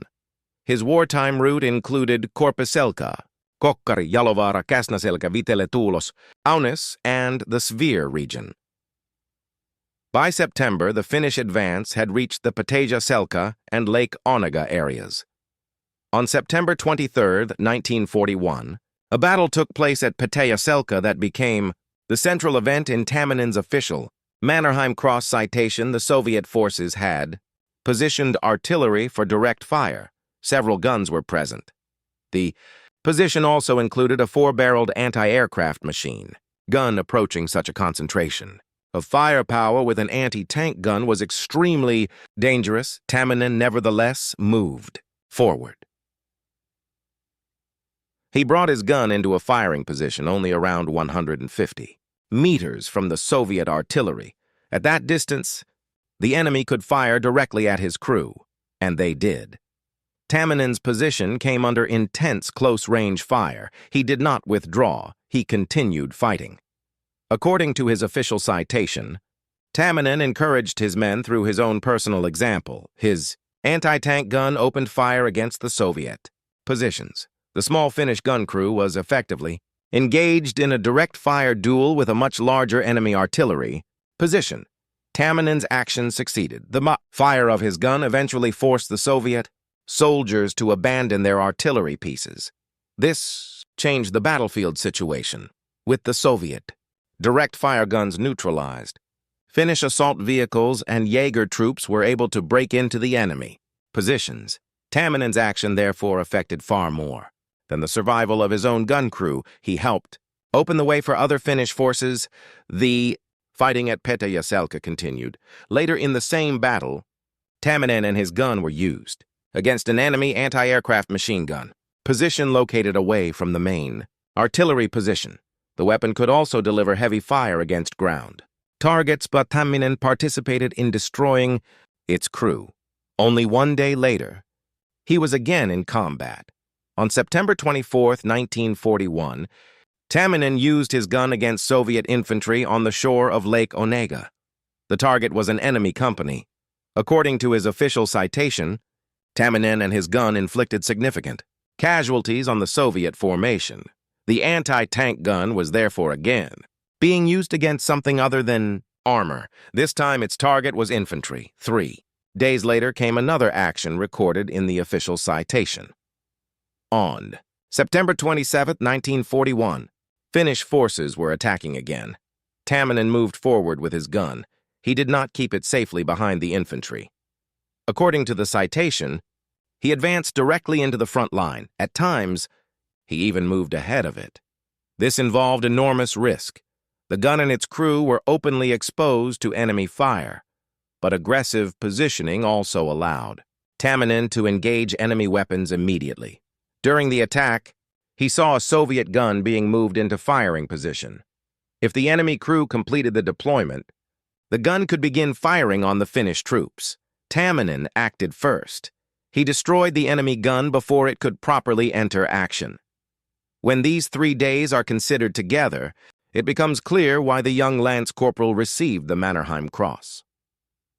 On September 23rd, at Pataja-Selkä, he brought his anti-tank gun to within approximately 150 meters of a Soviet artillery position. Despite intense close-range fire, he continued fighting. His gun forced the enemy crews away from their artillery. Finnish assault vehicles and Jaeger troops were then able to break through. Later in the same battle, he helped destroy the crew of an enemy anti-aircraft machine gun. On September 24th, his gun inflicted significant casualties on an enemy company near Lake Onega. And on September 27th, Tamminen moved his gun into the front line, sometimes even ahead of it, and destroyed an enemy gun while it was being brought into position. On November 19, 1941, Commander-in-Chief Mannerheim appointed Lance Corporal Yrjö Alfons Tamminen a Knight of the Mannerheim Cross, 2nd class. His knight number was 39. Tamminen was only 20 years old, but his war continued. In 1942, his assignment changed. Tamminen transferred to the Armored Jaeger Battalion. He served as a deputy platoon leader there from 1942 until 1943. His responsibilities had therefore increased. The young anti-tank gun commander had become an NCO, helping lead a larger infantry formation. On February 1st, 1943, Tamminen was promoted to sergeant. He was 21 years old. By then, his wartime route had continued through East Karelia. His service included Latva, Petäjäselkä, Petrozavodsk, Karhumäki, and Povenza. In the summer of 1943, Tamminen was serving in the Kutilahti area. On July 12, 1943, his military journey ended.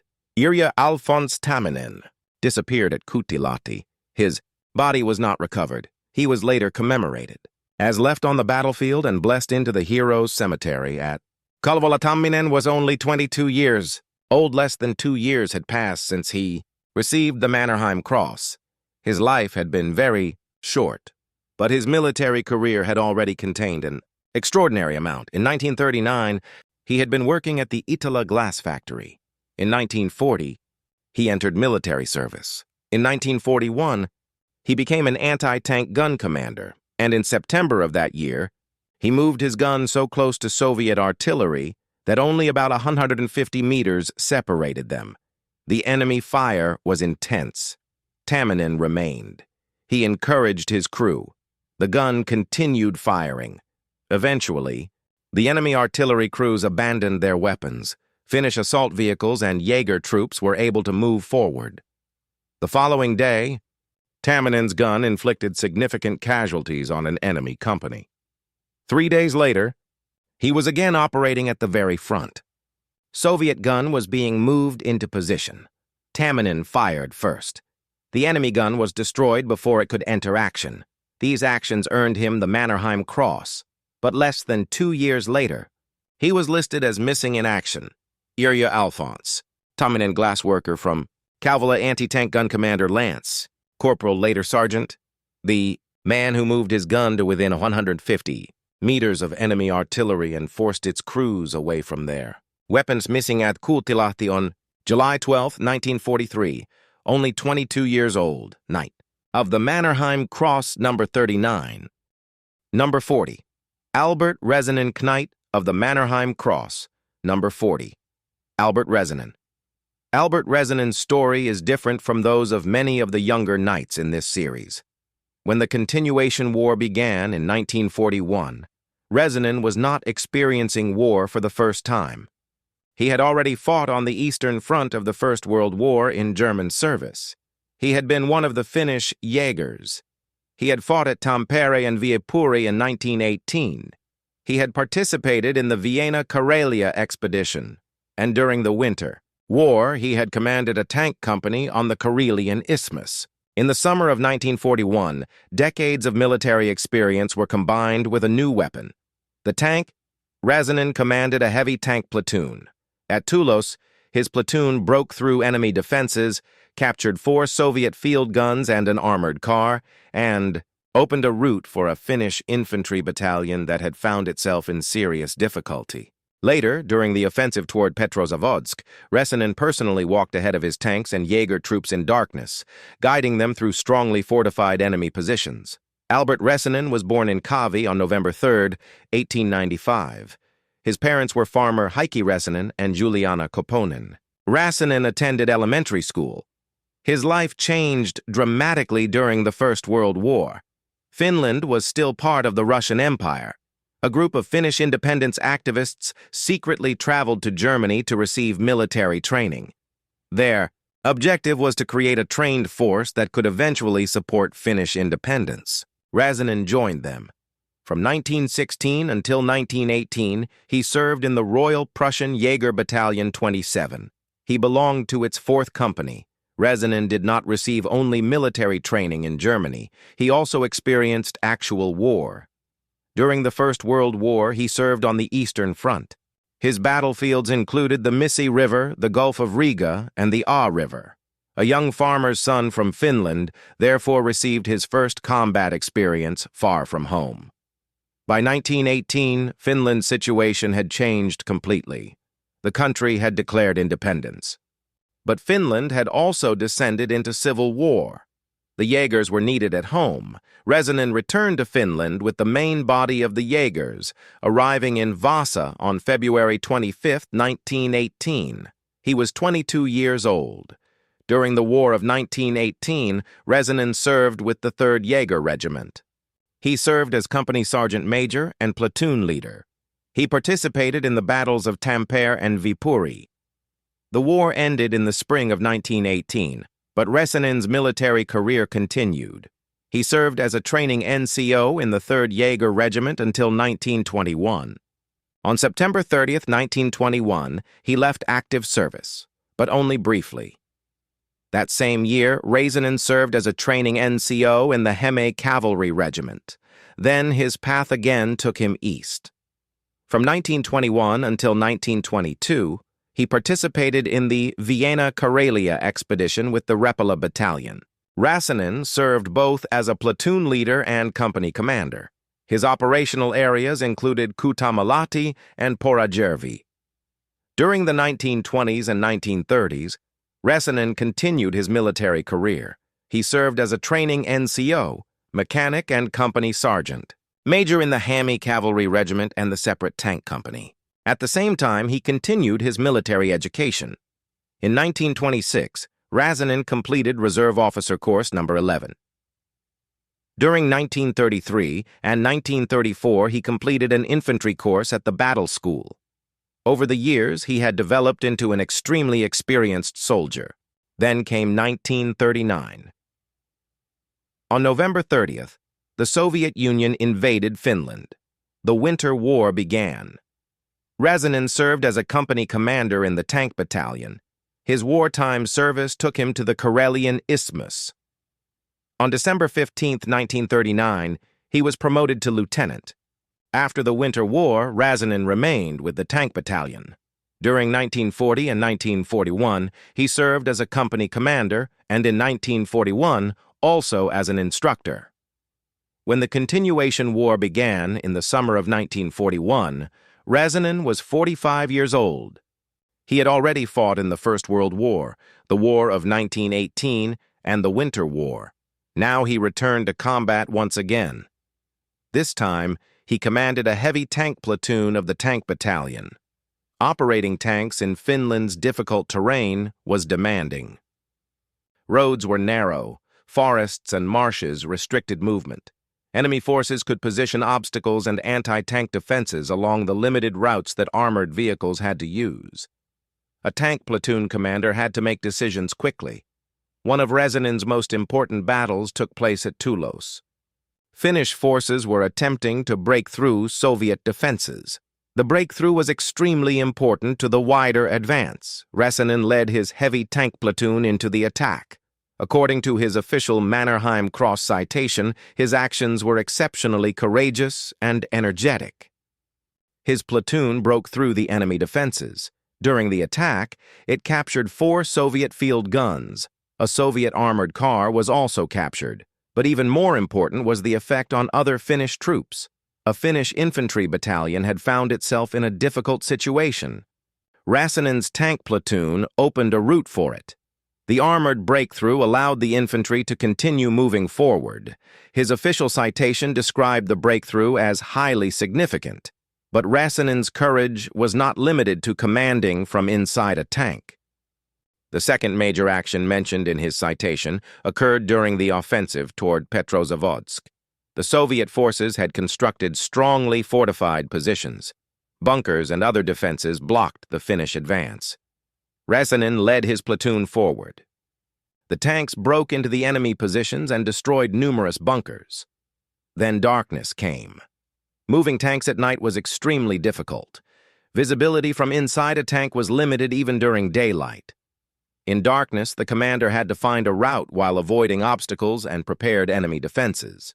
Räsänen made an extraordinary decision. He left the protection of his tank and went forward himself.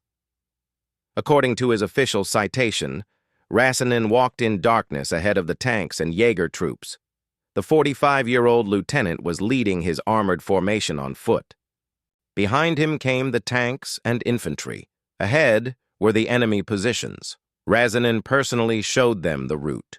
This perhaps demonstrates most clearly the quality that led to his decoration.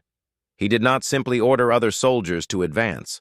When the situation became most difficult, he went first. On November 19, 1941, Commander-in-Chief Mannerheim appointed Lieutenant Albert Razinin a Knight of the Mannerheim Cross, second class. His knight number was 40. His official citations specifically highlighted the breakthrough at Tulos and the offensive toward Petrozavodsk. Only a few weeks later came another promotion. On December 9, 1941, Razinin was promoted to captain. The war continued. During 1941 and 1942, he remained a platoon commander in the tank battalion. In 1942, his responsibilities increased. Razinin became commander of the tank battalion's heavy tank company. He served in this position until 1943. During 1943 and 1944, Razinin commanded the tank training company. In 1944, he also served with the Armored Brigade. His continuation war route stretched from Tulos to the Svir, Petrozavodsk, Karhumeki, and Povenza. Later, he also served on the Karelian Isthmus and the Northern Front. By this point, Razinin's military career had lasted almost 3 decades. He had left Finland for Germany as a Jaeger in 1916. He had fought in the First World War, returned to Finland in 1918, fought at Tampere and Viipuri, participated in the Vienna-Karelia expedition, served in Finnish armored forces before the Winter War, commanded a company during the Winter War, and led tanks into battle during the Continuation War. On December 20th, 1944, Albert Razinin left active military service. He was 49 years old. His military life was finally over. Razinin returned to Kaavi. From 1945 onward, he worked as a farmer on his own farm. He continued farming for the remainder of his life. The man who had secretly traveled to Germany as a young man and fought through several wars ultimately returned to the occupation of his family. Farming Albert Razinin died in Kaavi on April 1st, 1963. He was 67 years old. He was buried in Kaavi. Razinin's life forms an extraordinary journey through several decades of Finnish military history. In 1916, he was a Finnish volunteer in Germany. During the First World War, he fought on the Eastern Front. In 1918, he returned to an independent Finland and fought at Tampere and Viipuri. In the early 1920s, he led soldiers in Vienna, Karelia. During the Winter War, he commanded a tank company. And during the Continuation War, he became a Knight of the Mannerheim Cross. At Tulos, his heavy tank platoon broke through Soviet defenses. 4 enemy field guns were captured, an armored car fell into Finnish hands, and a route was opened for an infantry battalion in serious difficulty. During the offensive toward Petrozavodsk, Razinin led his tanks through strongly fortified Soviet positions. Numerous bunkers were destroyed. Then darkness came. Razinin did not stop the attack. He left his tank, went forward himself, and walked through the darkness ahead of the tanks and Jaeger troops, personally showing them the route. Albert Razinin, farmer's son from Kaavi. Finnish Jaeger, veteran of the First World War, veteran of the War of 1918, company commander in the Winter War, tank platoon commander, lieutenant, later captain. The man who led his tanks through a breakthrough and then walked ahead of them through the darkness. Knight of the Mannerheim Cross number 40. These 10 men form another chapter in the history of the Knights of the Mannerheim Cross. We have now reached Knights number 31 through 40, 10. Men 10 different paths through war. In this episode, we encountered frontline company commanders, squad leaders, machine gunners, submachine gunners, anti-tank soldiers, a bomber pilot, and an experienced armored officer. Their duties were completely different, but once again, one thing connected them. When the situation became most dangerous, they acted. Some led their soldiers deep behind enemy lines. Others remained in their positions even when nobody else was left beside them. Some attacked enemy strong points at extremely close range. Others fought thousands of meters above the battlefield against Soviet fighters and anti-aircraft fire, and some led tanks directly through fortified enemy defenses. Knight number 31, Soini Mikkonen, began this chapter. He led his company dozens of kilometers behind enemy defensive lines. He attacked Soviet supply formations, held isolated positions against superior forces, and personally led his soldiers at the front of assaults. Mikkonen's military journey ended at Jolmajärvi in February 1944. He was only 32 years. Old Knight number 32, Oiva Rönkä, demonstrated a different kind of personal courage. When Soviet troops attacked his strong point, the Finnish defenders gradually disappeared from the fight. Eventually, Rönkä was alone. A submachine gun and hand grenades were all he had. He stayed and held the position. Only days later, he was again leading an attack from the front. Knight number 33, Viljo Salminen, took us away from forests and trenches. His battlefield was the sky. Before becoming a knight, Salminen had already completed more than 100 combat flights during the Winter War and Continuation War. He brought a damaged bomber home on one engine. He survived attacks by Soviet fighters, and he flew through intense anti-aircraft fire to complete his missions. At Knight number 34, Paavo Korpi was only 21 years old when he was appointed. He captured an enemy anti-aircraft machine gun, fought Soviet soldiers at close range, helped capture dozens of prisoners with only a few Finnish comrades, and captured a Soviet armored car, then immediately used it to continue the attack through enemy forces. Only 25 days after receiving the Mannerheim Cross, Korpi disappeared at Povensa. Knight number 35, Tauno Vieri, was an experienced professional officer and battalion commander. His leadership was perhaps demonstrated most clearly at Kirjasalo.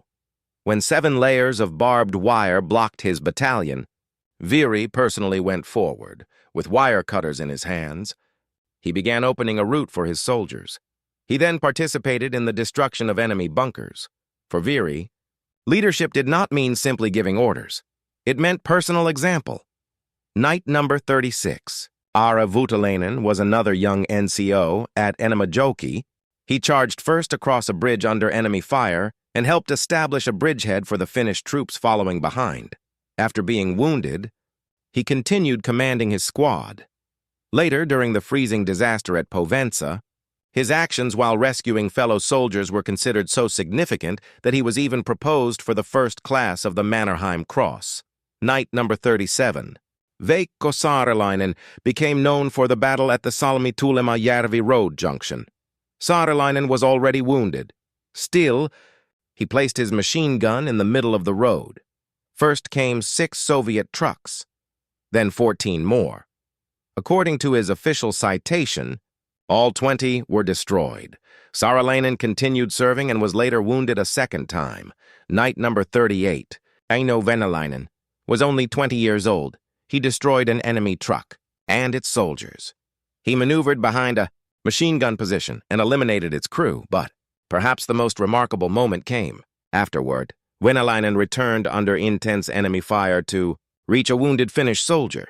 He carried his comrade away from directly in front of the Soviet positions. Knight number 39, Yrjö Tamminen, was also only 20 when he received the Mannerheim Cross. As an anti-tank gun commander, he moved his weapon to within approximately 150 meters of Soviet artillery positions. Despite intense direct fire, Tamminen remained in position. His gun eventually forced the enemy crews to abandon their artillery. Less than 2 years later, Tamminen disappeared at Kutilahti. He was only 22, and this chapter ended with Knight number 40, Albert Räsänen. Räsänen was very different from most of the younger men in this episode. He was a Finnish Jaeger, a veteran of the First World War, veteran of the War of 1918, a tank company commander. During the Winter War and during the Continuation War, commander of a heavy tank platoon at Tulos. His tanks broke through Soviet defenses and opened a route for Finnish infantry. During the offensive toward Petrozavodsk, Resinen left his tank in darkness and personally walked ahead of the armored vehicles and Jaeger troops to show them the way. When we look at Knights 31 through 40 together, one point becomes clear once again. The Mannerheim Cross did not belong to one military rank. It was not only for officers, and it was not only for ordinary soldiers. This group included very different men. Young, conscripts, non-commissioned officers, professional. Officers, a pilot, an armored soldier, infantryman, and a Finnish Jaeger whose military career had begun during the First World War. Some were barely 20 years old. Others were already highly experienced soldiers. Some survived the war and lived for decades. Afterward, others disappeared, or were killed only a short time after receiving the cross, but their names were connected by the same decoration, the Mannerheim Cross. And this series does not end at number 40. There are still 151 nights ahead of us. In the next episode, we continue with numbers 41 through 50. 10 more men, 10 more wartime journeys, and once again, stories in which the decision of a single soldier could influence the course of an entire battle. We will continue exactly where we stopped. Night of the Mannerheim Cross, number 41. If you want to follow the entire series from the first night to the last, subscribe to the channel and turn on notifications. Like the video if you want to see the series continue, and tell us in the comments which knight in this episode left the strongest impression on you. Soini Mikkonen and his operations deep behind enemy lines? Oivarenka holding his strong point alone? Viljo Salminen's dangerous bomber missions? Paavo Korpi turning a captured Soviet armored car against the enemy? Tauno Viri personally cutting through the barbed wire defenses? Ara Voutilainen charging across the bridge at Enemajoki? Veikko Saarelainen and his machine gun battle against an enemy transport column? Eino Venäläinen returning under fire to rescue a wounded comrade? Yrjö Tamminen fighting enemy artillery at extremely close range? Or Albert Resinen and his extraordinary military career through several wars? Leave your choice in the comments. Thank you for watching. This was Knights of the Mannerheim Cross, numbers 31 through 40. Next episode, Knights 41 through 50. The story continues.